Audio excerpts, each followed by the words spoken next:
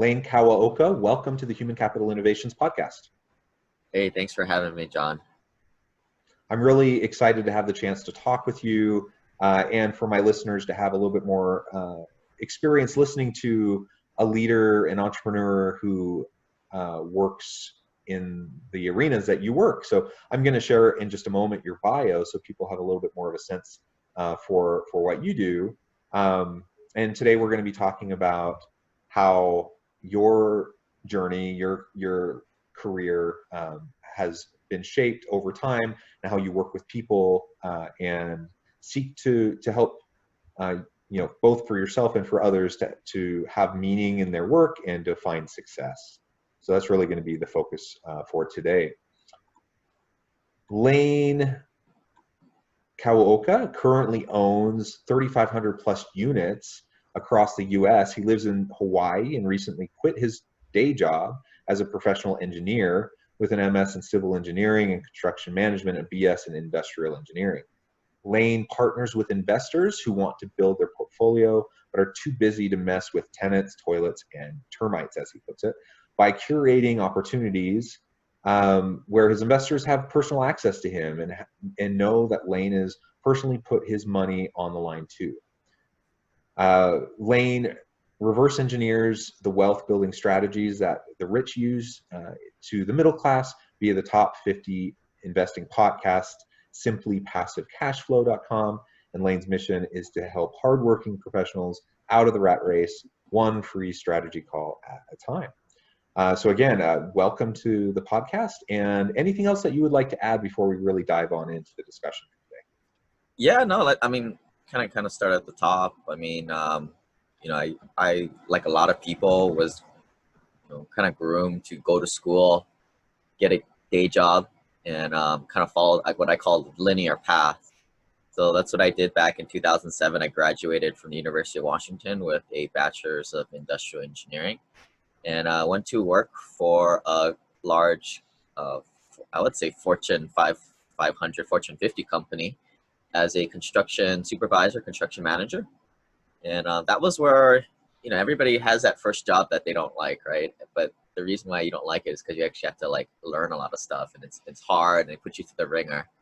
But that was my first job, was leading teams of union staff, working out in the fields, traveling workforce with guys 55, 60 years ages of older with 30 years of experience. So that was kind of how I was thrown into the fire my first go around. Yeah, awesome.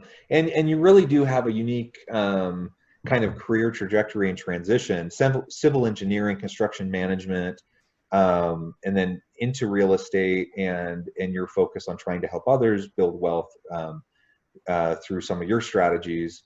In our pre-interview preparation, you mentioned the story of how one of your team members died on the job and how that was really one of the reasons that you ended up leaving corporate America. Would you mind sharing a little bit more about that story and explaining, what impact that had on you and why that was such a jarring moment that caused you to kind of reassess everything and make a new direction in your career? Yeah, so my first and second year on the job, I got put on this to manage this one crew. We traveled around 5 different states throughout the whole year. We got to know each other pretty well. And even though I'm their boss, you kind of bond with these guys. These are the guys you kind of go to war with every day. It is a pretty dangerous job when you're working construction, especially out there where there's nobody else around. No cell phone signal, no nothing, out in the woods.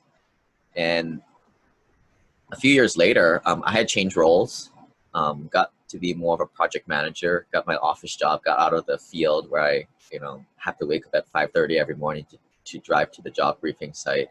And a company email came out. This is a 40,000 employee company. That individual who was part of my small crew had passed away because of a work accident.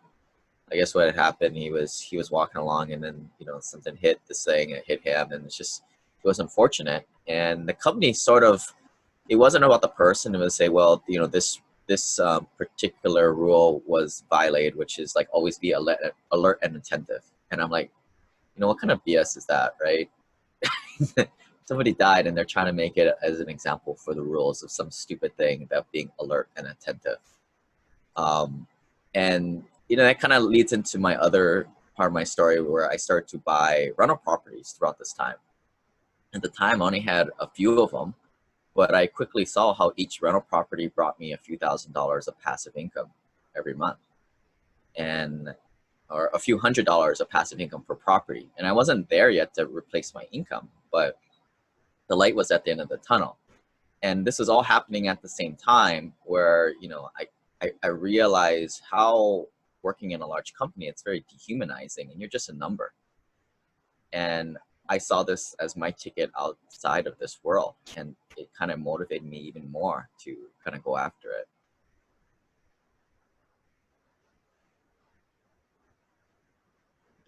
Yeah, I mean, I just can't even imagine what that would be like, um, to wake up to that news. It would certainly be jolting. But what would be even more jolting would be like you described, that email that you got from corporate, basically trying to wash their hands of liability. That's how I interpret what you said. That they're trying to Right. wash their hands of liability and push the blame of the accident onto the victim. And man, that, I mean, talk about insult to injury. You know, you're the employees are in his team, and you know, you're all dealing with this news of his loss, and then you have to kind of deal with that. I haven't dealt with anything like to that extreme in terms of like actual life and death, but I've seen those types of scenarios play out again and again and again in organizations. And despite whatever the best of intentions may have been from the company, the result is almost always the same. It's demoralizing. It diminishes trust. And everyone who's reading that email is simply saying, "Oh, I see how it is. If something bad happens, they're going to come after me. They're not going to have my back, and they're just going to find a way to scapegoat." And that doesn't create for healthy organizations. It doesn't result in healthy teams where people really truly will have their back. Instead, what it creates is an environment where everyone's trying to watch their own back and protect their own interests, and instead of really truly trying to collaborate and work together in meaningful ways. Um, Right. so I Yeah, mean, and it's it depends like on who's listening, right? Like I think a lot of the younger guys, you're in the matrix, right? They're telling you, they're kind of brainwashing you that, yeah, you know, your role is, you know, important. You're helping build this thing to help America or whatever. And then you start to realize, you know, 5, 10 years into your career, you become jaded like everybody else. You know, I mean, I guess for me, that was just my moment of, you know, the inevitable of, you know, kind of realizing that, hey, I'm just a number here, and they don't really care. And yeah, my first few years I powered through because I thought I was unique and special, doing this special thing for this special company. But no, it was, you know, it's just part of the big machine.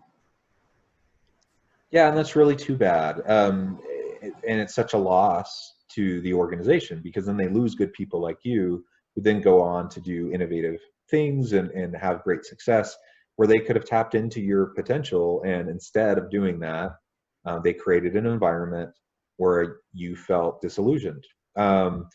It's the age old story, and we see it replicated over and over and over again. Some of that is just kind of the natural, like maybe I'm hitting my midlife crisis, or I'm just a little disillusioned with corporate America after my idealistic stage. I mean, some of that might be a little natural, but it's also evidence of kind of a culture of dysfunction in a lot of corporations that treat people like numbers instead of people as people. And one thing that I've learned over time is that the best possible outcome for organizations is when they're people centric. That's people centric both in terms of their employees, but also in terms of their customers. And when you're authentically motivated towards bettering the people around you, great things happen. Innovation happens within the organization. People are more motivated. Customers are more loyal. People do interesting, creative, empowering things, right? When that kind of an environment is in place, and when it's not in place, bad things happen, and you have dysfunction, and people leave because they're not happy, and ultimately you have an organization that is churning through people, and which is incredibly expensive, and just all the negative outcomes that can come of it. So, you know, I think there's certainly possibility for people to have long, fulfilling, successful careers in corporate America. But you're illustrating why so often people end up leaving and going the entrepreneurial path on their own. And it doesn't need to be that way. Like, it's not an either or kind of thing. And we could find ways for people to have their entrepreneurial spirit and passions emboldened and supported within organizations, if organizational leaders would allow it. And a lot of times they just don't. Right, right. Yeah, I mean, a lot of my investors are high-paid professionals, doctors, lawyers, engineers, accountants, and I always tell them, well, you know, you got to figure out what your highest and best use is. And you know, when we talk about entrepreneurship, it's not about really quitting your day job, right? It's about, you know, it could possibly just be buying a rental property and doing it that way.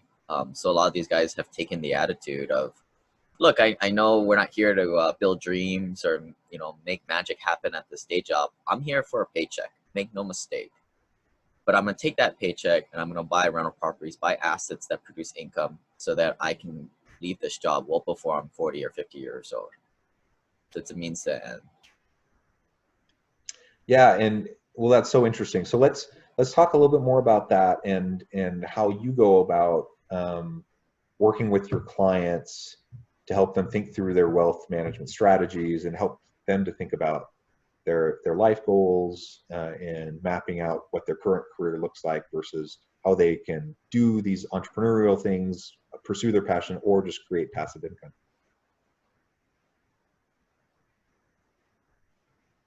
So could you tell us a little bit about your approach when you start meeting with a new client? Yeah, so I mean, the first thing I do is trying to figure out, you know, the three big resources are time, money, and knowledge, right? To real estate invest, you need money.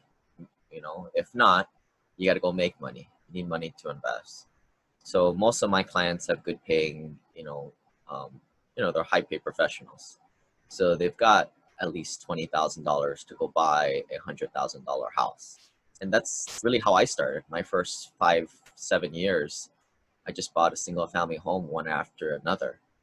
And that was how I got my net worth up to a certain point, got to be in more of a credit investor, but then started to invest in private placements and syndications. But, you know, not to get too far ahead of ourselves, you know, it all starts with buying a rental property. And that's how you learn. And that's kind of how you get into the whole mindset of, you know, buying assets that produce more income for you. And, you know, it's not a get rich quick thing, but after about 4 or 5 years of buying a few rental properties, you start to realize, like, hey, I just created like a third paycheck for myself a year, and how I can, you know, there's a path forward that's not going to take 20, 30 years, 40 years, like the normal, like, wealth building dogma out there. And that's really why, you know, you kind of mentioned it earlier, right? You know, companies, they try and figure out a way to motivate you to find your calling or your passion so that you're empowered to do something bigger for the company. But for me, the thing that really got me motivated was I just saw, like, you know, like people like my parents, they had doctors, they had a doctorate and a master's degree, yet they were stuck at this day job for 30, 40 years. They're very frugal with their money, yet they just put it into, you know, Wall Street investments like mutual funds, and which have huge, huge fees. I mean, a lot of times a third of the returns are taken out, you know, despite the expense ratio being 0.1. You know, it's actually way, way more than that. And that's, you know, when you look at buying a rental property one year and then buying another one, you know, you could quickly realize how you can be out of the rat race in less than 10 years. So to me, it just didn't add up, right? As I started to unravel it, there's this big, and there's definitely this red pill finance out there of doing it, you know, this way. Yeah, and like you said, I mean, different people have different kind of life goals, and for you, this made sense to pursue this kind of an approach. And maybe early on in your career, you didn't even realize this was an option. So just laying out options for people. I like how you described it early on in your introduction, that you saw things as you were really on a very linear path. You saw things as a very linear type of an approach to a career, and that's certainly the traditional model, but that's not how it needs to be. Like there's lots of different models, um, and ultimately each person. Well, I'm a big believer in people being empowered to understand their options and then making informed choices about what is the best fit given their values and their ultimate life goals, right? And for some people that would mean they're going to choose a traditional corporate job, or they're going to go into higher education, or they're going to go work for the government, or they're going to be like a traditional serial entrepreneur, or they're going to invest. You know, there's all these different paths, and ultimately, the most important thing is that people are making informed choices. They know what their options are, and then they find something that will be fulfilling for them and give them the opportunities that they're looking for, and not feel stuck in something that they just felt like they had to go into for whatever reason, and then the rest of their life they're just kind of in that thing because they feel like it's too hard to reset. You did that reset fairly early in your career, and now you're on the path that you want to be on.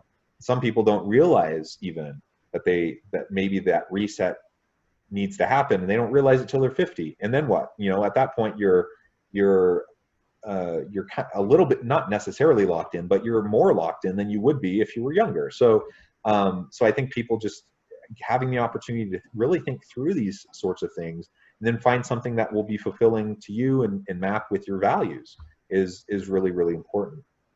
Yeah, and kind of to say it in a different way, like, I mean, if you, I don't want to sound like all altruistic. I mean, because for my first 5 years doing this, I was out for myself, right? I needed to put my own oxygen mask on, to use that term.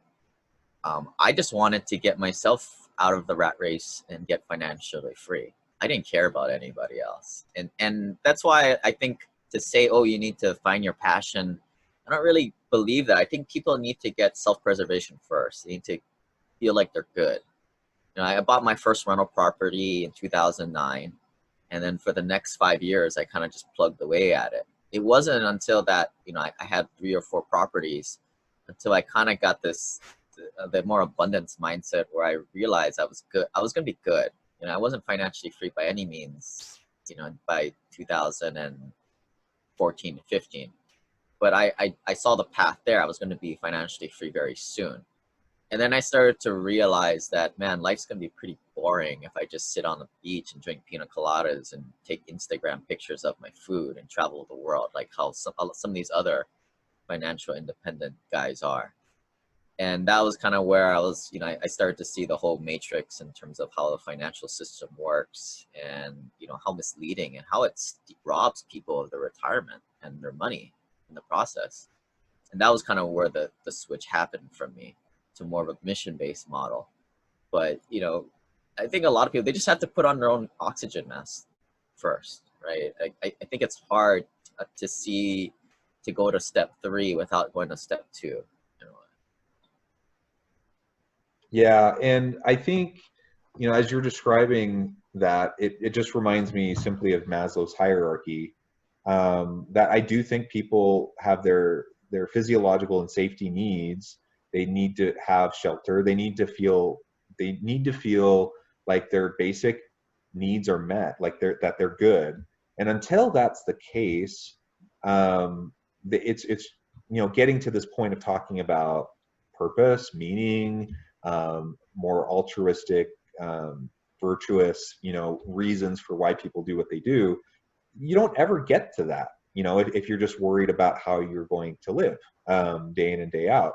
And so I think everyone, um, goes through life stages where they have to address some of those different types of stages, um, and make sure that their needs are met. So I think that's completely normal, and something that we should definitely be thinking about.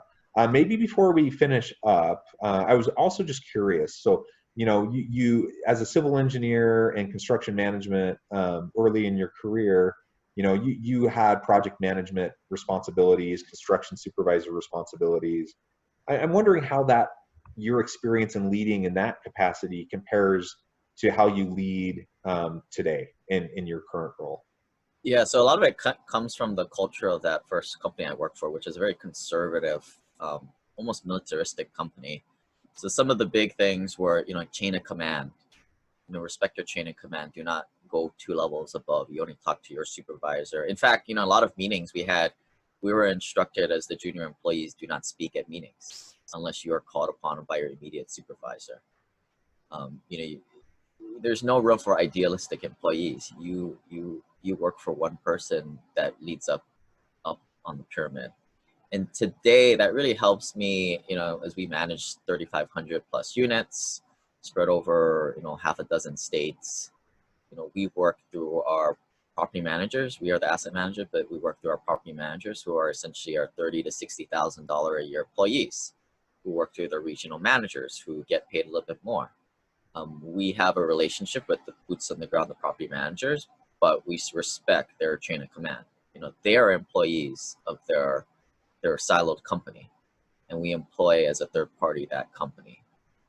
So just respecting that, and we're all people here too, but respecting that chain of command, and I let people, I let that company do the way things they do, but I also have set out clear expectation and guidelines, and I manage those guidelines. I don't care how they get there.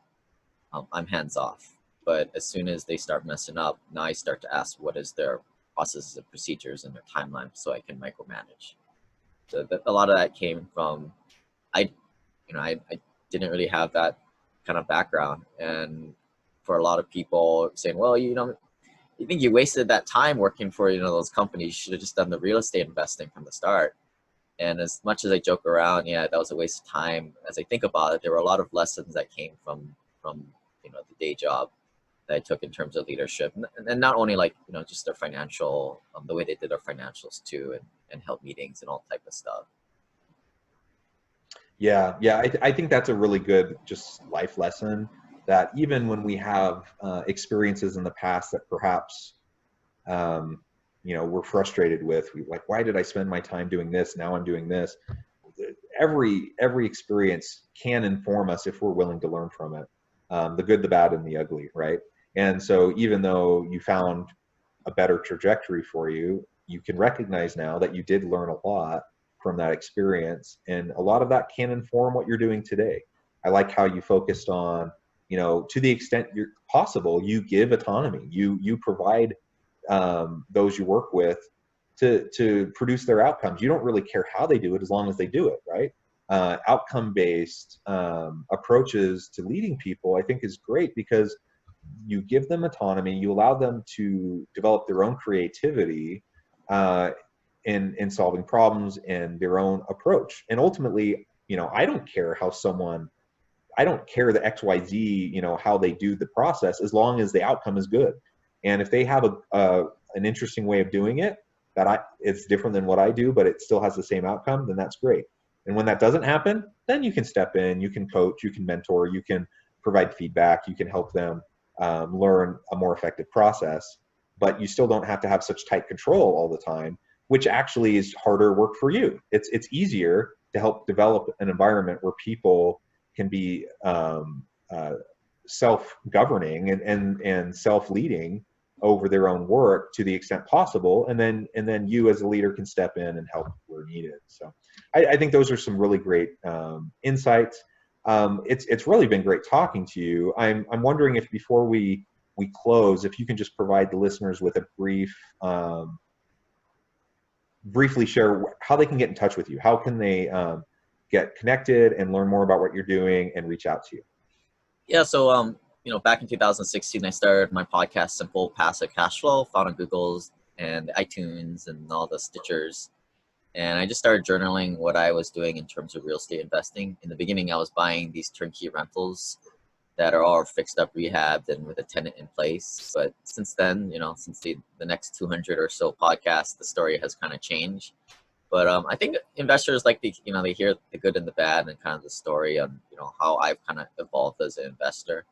And, if you're, that's what I recommend for any investor out there, or any employee, right? Like, you may never leave the day job, but if you can put away, 5, 10, $20,000 to go buy a rental property, and then that pays you more money to go buy the next one quicker, that's the way you're out of the rat race to financial freedom.